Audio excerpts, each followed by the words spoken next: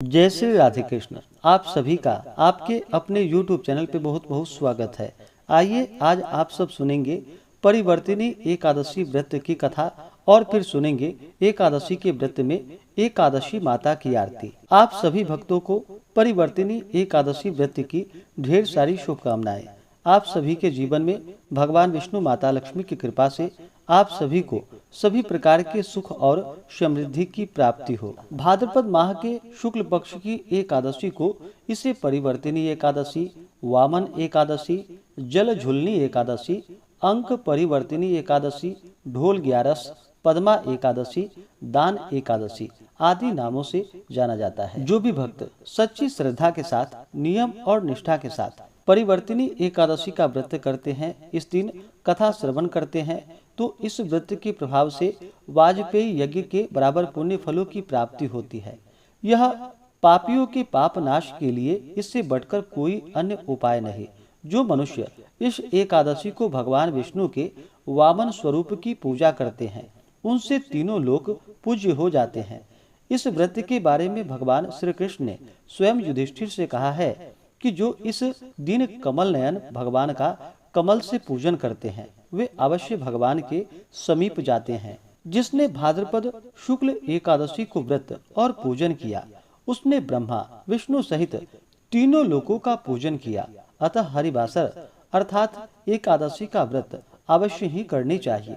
इस दिन भगवान करवट लेते हैं, इस कारण से इसे अंक परिवर्तिनी एकादशी के नाम से जाना जाता है।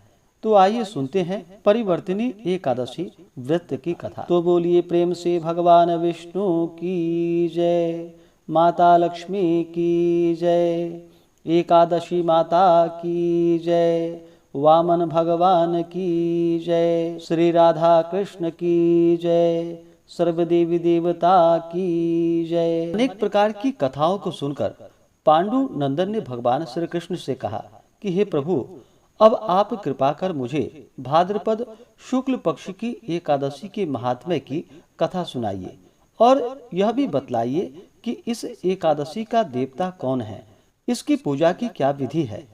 युधिष्ठिर के ऐसे वचन को सुनकर भगवान श्री कृष्ण ने कहा कि हे राजन, इस एकादशी का नाम वामन, जयंती एवं अंक परिवर्तिनी भी है। जयंती व्रत से बढ़कर और कोई व्रत ही नहीं। इसके सुनने एवं स्मरण मात्र से समस्त पाप नष्ट हो जाते हैं। वैष्णवों एवं अपनी गति को चाहने वाले को इस एकादशी का व्रत अवश्य ही करनी चाहिए। हे राजन, जिन्होंने जयंती एकादशी में वामन भगवान की पूजा श्रद्धा एवं भक्ति सहित कमल पुष्पों के द्वारा की, उनसे तीनों लोकों, तीनों देवों एवं समस्त जगत को मानो जीत लिया। क्योंकि शयन किए हुए भगवान इसी दिन अंक परिवर्तन करते हैं, इसी कारण इसका नाम परिवर्तिनी है।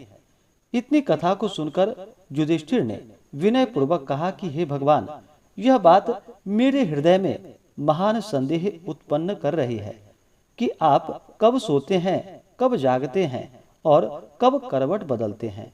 आपने जो बलि को बांधा, उसमें क्या कारण था।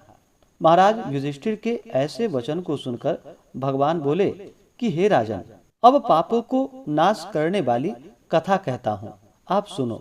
सतयुग में अत्यंत ब्राह्मण भक्त, सत्यवादी एवं दानी बलि नामक राक्षस मेरा अनन्य भक्त था।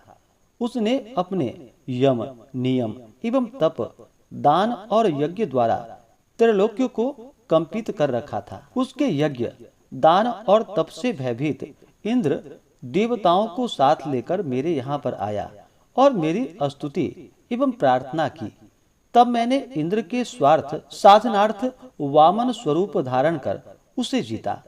भगवान के मुख से ऐसी वाणी को सुनकर युधिष्ठिर बोले कि हे प्रभु, इस तरह नहीं, इस कथा को आप विस्तार पूर्वक बतलाइए। युधिष्ठिर के ऐसे वाक्य को सुनकर भगवान ने कहा कि हे राजन, मैंने वामन का रूप धारण कर राजा बलि से 3 पग पृथ्वी की याचना की और उसने सहर्ष दान दे दिया। परंतु उसके संकल्प के होते ही मैं वामन रूप से त्रिविक्रम रूप में हो गया। भूलोक में नख, भुवरलोक में जंघा, स्वर्गलोक में कटी, महरलोक में उदर, जनलोक में हृदय तपलोक में कंठ और सत्यलोक में मुंह कर मस्तक को और भी ऊंचा कर दिया। उस समय सूर्य, इंद्र और चंद्रादिक समस्त देवता मेरी स्तुति करने लगे। तब मैंने बलि से कड़क कर पूछा कि तेरी समस्त पृथ्वी मेरे 2 ही पग में आ गई, अब तीसरा पग मैं कहाँ रखूं? मेरी बात को सुनकर बलि ने अपना मस्तक नत कर दिया। तब मैंने उसके मस्तक पर पैर रखा और उसे पाताल में पहुंचा दिया। परंतु उसकी अत्यंत अधिक विनयशीलता को देखकर मैंने उससे कहा कि हे राजन, अब मैं सर्वदा तेरे ही पास रहूंगा। अतः भाद्रपद मास के शुक्ल पक्ष की एकादशी को मैं एक रूप से बलि के पास एवं दूसरे रूप से क्षीर सागर में निवास करता हूँ। जब तक कार्तिक मास नहीं आता तब तक मेरी एक मूर्ति शेष शैया पर और दूसरी बलि के यहाँ बराबर सोती रहती है। इसी एकादशी को मैं सोता हुआ करवट बदलता हूँ।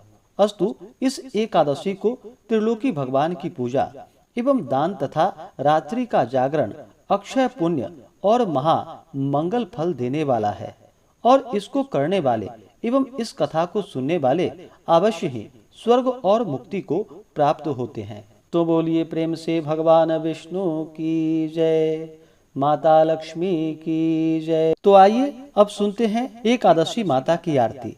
तो बोलिए प्रेम से एकादशी माता की जय। ओम जय एकादशी माता, विष्णु पूजा व्रत को धारण कर शक्ति मुक्ति पाता। ओम जय एकादशी माता, विष्णु पूजा व्रत को धारण कर शक्ति मुक्ति पाता। तेरे नाम गिनाऊं देवी भक्ति प्रदान करनी, गण गौरव की देनी माता शास्त्रों में वर्णी। ओम जय एकादशी माता, विष्णु पूजा व्रत को धारण कर शक्ति मुक्ति पाता। मार्गशीर्ष के कृष्ण पक्ष की उत्पन्ना विश्वतारिणी जन्मी, शुक्ल पक्ष में हुई मोक्षदा मुक्तिदाता बन आई। ओम जय एकादशी माता, विष्णु पूजा व्रत को धारण कर शक्ति मुक्ति पाता। पौष के कृष्ण पक्ष की सफला नामक है, शुक्ल पक्ष में होए पुत्रदा आनंद अधिक रहे। ओम जय एकादशी माता, विष्णु पूजा व्रत को धारण कर शक्ति मुक्ति पाता। नाम षट तीला माघ मास में कृष्ण पक्ष आवे, शुक्ल पक्ष में जया कहावे विजय सदा पावे। ओम जय एकादशी माता, विष्णु पूजा व्रत को धारण कर शक्ति मुक्ति पाता। विजया फाल्गुन कृष्ण पक्ष में शुक्ला आमल की, पाप मोचिनी कृष्ण पक्ष में चैत्र महाबली की। ओम जय एकादशी माता, विष्णु पूजा व्रत को धारण कर शक्ति मुक्ति पाता। चैत्र शुक्ल में नाम कामदा धन देने वाली, नाम वरुथिनी कृष्ण पक्ष में वैशाख माह वाली। ओम जय एकादशी माता, विष्णु पूजा व्रत को धारण कर शक्ति मुक्ति पाता। शुक्ल पक्ष में होए मोहिनी अपराज्येष्ठ कृष्ण पक्षी, नाम निर्जला सब सुख करणी शुक्ल पक्ष रखी। ओम जय एकादशी माता, विष्णु पूजा व्रत को धारण कर शक्ति मुक्ति पाता। योगिनी नाम आषाढ़ माह में जानो कृष्ण पक्ष करणी, देवशयनी नाम कहायो शुक्ल पक्ष धरणी।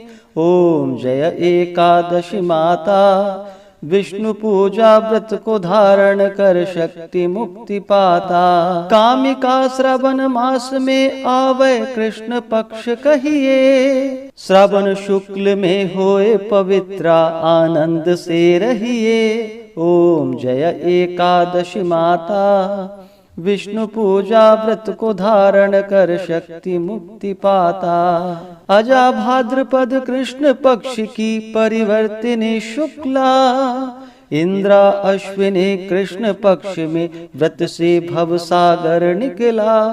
ओम जय एकादशी माता, विष्णु पूजा व्रत को धारण कर शक्ति मुक्ति पाता। पापांकुशा है शुक्ल पक्ष में आप हरणहारी, रमा मास कार्तिक में आवे सुखदायक भारी। ओम जय एकादशी माता, विष्णु पूजा व्रत को धारण कर शक्ति मुक्ति पाता। देवोत्थानी शुक्ल पक्ष की दुखनाशक मैया, पावन मास में करो विनती पार करो नैया। ओम जय एकादशी माता, विष्णु पूजा व्रत को धारण कर शक्ति मुक्ति पाता। परमा कृष्ण पक्ष में होती जन मंगल करणी, शुक्ल मास में होए पद्मिनी दुख दारिद्र हरणी। ओम जय एकादशी माता, विष्णु पूजा व्रत को धारण कर शक्ति मुक्ति पाता। जो कोई आरती एकादशी की भक्ति सहित गावे,